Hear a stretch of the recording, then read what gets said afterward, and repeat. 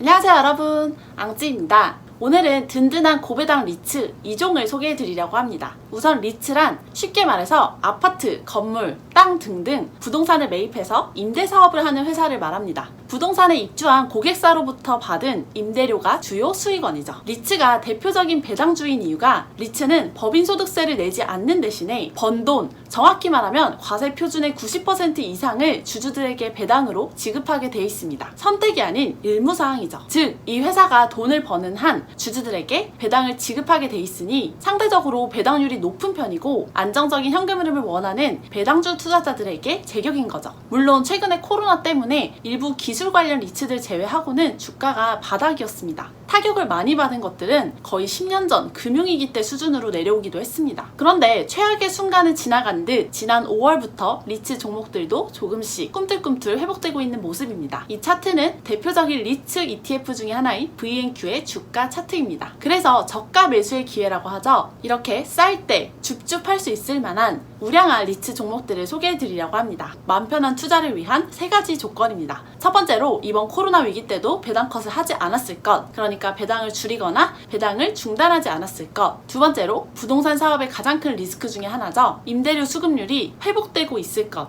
그리고 세 번째로 배당 매력도가 높을 것. 저는 그 배당률 기준을 4% 이상으로 잡았습니다. 이 조건을 충족한 아이들만 선별해 봤습니다. 첫 번째 기업은 오메가 헬스케어입니다. 대표적인 헬스케어 리츠 중에 하나로 고령자를 위한 요양원 전문 간호시설을 운영하고 임대하는 회사입니다. 사실 헬스케어 리츠는 이번 코로나 때 호텔, 리조트, 리테일과 함께 주가 하락폭이 컸던 분야 중에 하나입니다. 연초 대비해서 최대 60% 이상 하락을 하기도 했는데요. 참고로 여기 나와 있는 오메가 헬스케어 외에도 웰타워가 업계 1등, 벤타스가 업계 2등 자리를 차지하고 있습니다. 모두 주가 흐름이 같이 가고 있는 걸 보실 수 있죠. 그 이유가 코로나 초기에는 미국 내에서 요양원발 확진자 수가 크게 증가를 했기 때문입니다. 5월 기준으로 해서 코로나 사망자 수의 약 30%가 요양원에서 시작이 됐다는 기사가 나기도 했습니다. 그래서 트럼프 대통령도 요양원, 간호시설을 이용하거나 방문하는 걸 자제하라고 발언을 하기도 했습니다. 즉, 코로나의 직격탄을 맞은 리츠 중에 하나인 겁니다. 그 대책으로서 지금 이렇게 내부인과 외부인의 접촉을 최소화하는 방법을 사용하고 있는 것을 보실 수 있습니다. 즉, 이런 코로나의 직격탄을 맞은 리츠 중에 하나인 건데 그 결과 오메가 헬스케어의 배당률이 한때는 17%까지 치솟기도 했습니다. 그리고 5월 이후에 주가가 반등하면서 다시 지금의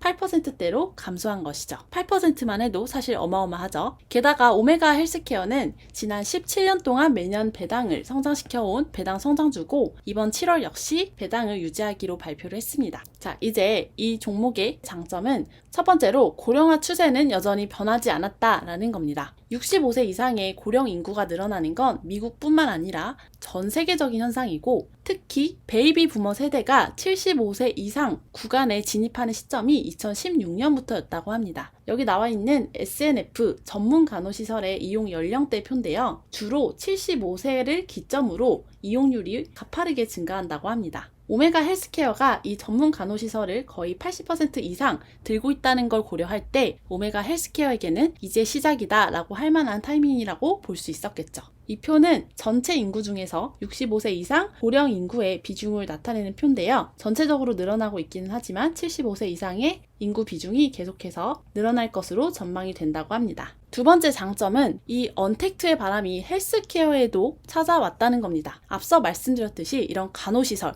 요양원들이 격리되고 폐쇄되면서 입원 환자들 혹은 입주자들의 가족, 친구들과의 소통이 어려워지게 됐는데 이런 시설들도 로봇을 도입하는 등 IT 기술을 통해서 이렇게 소통 창구를 열어주고 있다고 합니다. 여기 나와 있는 건 테민이라는 로봇입니다. 게다가 최근에 원격 진료 시장도 크고 있죠. 대표적으로 텔레닥이라는 회사의 주가가 쉬지 않고 오르고 있는데 기존에 이런 원격 진료를 막았던 건 의료 시스템 간의 통신이 서로 어려웠었다는 건데 그 문제가 조금씩 해결이 되고 있다고 합니다. 그런데 지금은 입주자들이 많이 나가서 실적이 안 좋지 않나? 의문이 드실 수 있죠? 맞습니다. 위생 안전 관련된 비용도 나가고 전문 의료진도 더 뽑아야 되고 그렇다고 추가 입주자를 더 받을 수도 없고 상황은 최악이지만 그래도 오메가 헬스케어의 4월 임대료 수급률이 무려 98%에 달했습니다. 그 배경에는 정부의 보조금 정책이 있었습니다. 미국의 3월 경기 부양책 예산 중에 약 1,000억 달러 이상이 의료 분야로 들어갔는데 그 중에 전문 간호시설로 할당이 된 게 거의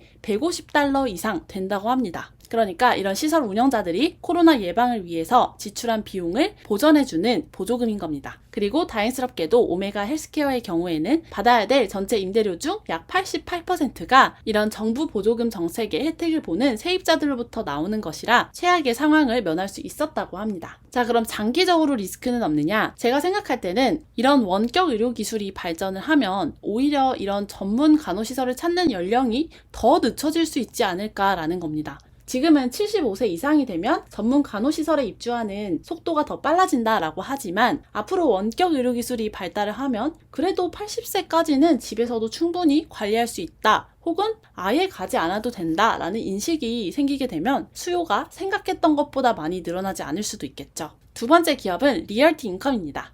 리얼티 인컴은 리테일 리츠 중에 하나인데요. 리테일 리츠는 앞서 소개해드렸던 헬스케어 리츠 못지않게 많이 하락한 섹터입니다. 여기 보시면 대표적인 리테일 리츠로 리얼티 인컴과 페데럴 리얼티가 있는데요. 그래도 리얼티 인컴은 같은 리테일 리츠들에 비해서 회복 속도가 빠른 편입니다. 왜냐면 편의점, 마트, 달러 상점, 그리고 약국 등등 소형 상점 위주의 세입자 구조를 갖고 있기 때문입니다. 보시면 임대료 수입 상위 4개 업종이 바로 이런 편의점, 식료품점, 약국, 달러 상점으로 구성되어 있는 걸 보실 수 있죠. 즉 코로나가 있든 없든 우리 생활에 꼭 필요한 필수 소비재를 파는 상점들이다 보니까 현 상황을 버틸 수 있는 임대료 체납 위험이 적은 세입자들 비중이 큰 겁니다. 아까 보여드렸던 또 다른 리테일 리츠인 페데럴 리얼티의 경우에는 레스토랑이나 백화점, 아울렛, 헬스장 비중이 큰데 레스토랑은 배달, 백화점 아울렛은 전자상거래, 헬스장은 홈트레이닝이 대체한다는 애프터 코로나와 관련된 우려가 아직 남아있기 때문에 회복 속도가 이렇게 상대적으로 부진한 것을 보실 수 있습니다. 결과적으로 리얼티 인컴의 이런 안정적인 임차인 구조는 상대적으로 매력도를 높이는 장점이 될 수 있겠습니다. 리얼티 인컴의 두 번째 장점은 25년 연속 배당을 성장시켜온 배당 귀족주 중에 하나라는 겁니다. 리얼티 인컴의 현재 배당률은 4.57%고 이번 3월 한때는 6%를 넘어가기도 했지만 주가가 회복을 하면서 4%대로 다시 내려왔는데요. 리얼티 인컴의 또 다른 매력이 월 배당이라는 겁니다. 즉 매월 배당을 받을 수 있다는 건데요. 생각해보면 이 25년 동안 매달 계속해서 쉬지 않고 배당을 준 것, 즉 12 곱하기 25를 해서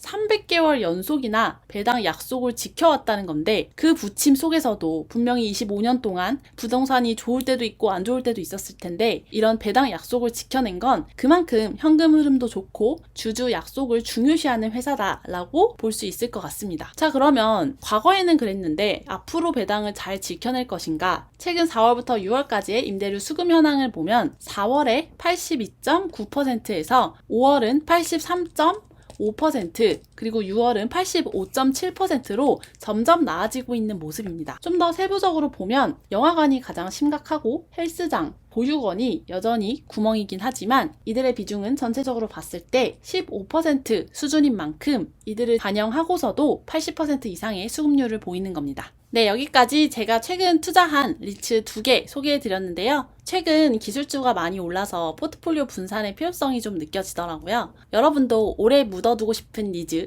현금 흐름을 만들고 싶은 니즈가 있다 하시면 고배당 리츠들 한번 고려해보시는 것도 좋을 것 같습니다. 늘 그래왔듯 부동산의 위기는 곧 제자리를 찾을 수 있을 테니까요. 그럼 오늘은 여기까지 하도록 하겠습니다. 다음번에 더 재밌고 유익한 정보로 돌아오도록 하겠습니다. 안녕!